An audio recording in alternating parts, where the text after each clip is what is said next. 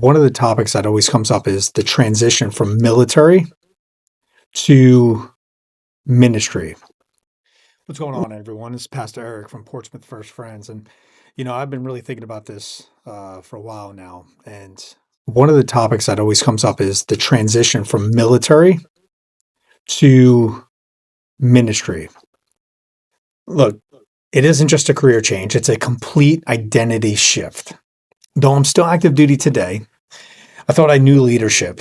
I led sailors through crisis. I made life or death decisions. I've earned the respect of commands and people.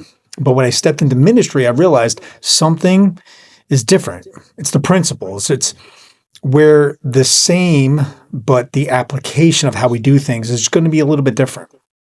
In ministry or in military, leadership is about mission accomplishment, but in ministry, leadership is about soul transformation.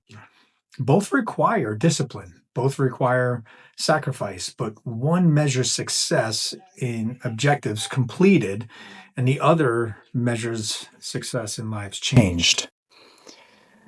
There are three different translations every military leader must know. If you're a veteran stepping into ministry or a leader transitioning from a high-stakes environment to another, here's what you need to know. Translation number one, it's from command to influence. In the military, we see things like positional authority.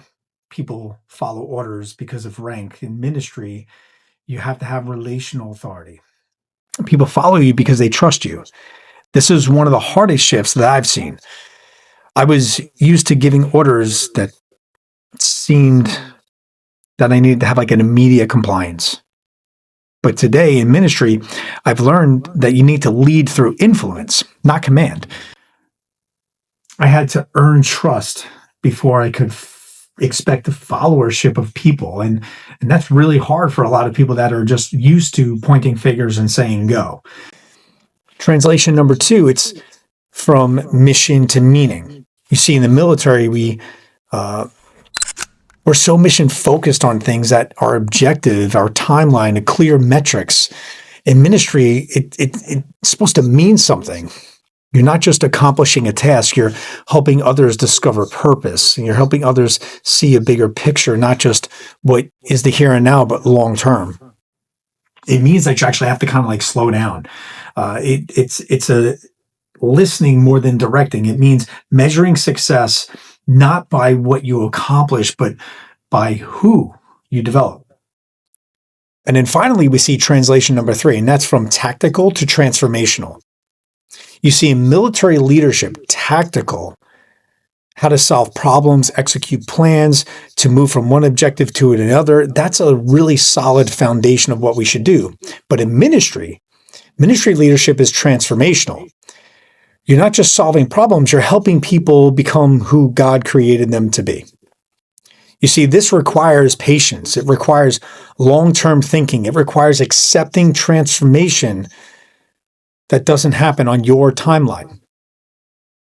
So what do you think this really means for you? What does it mean for anybody, really?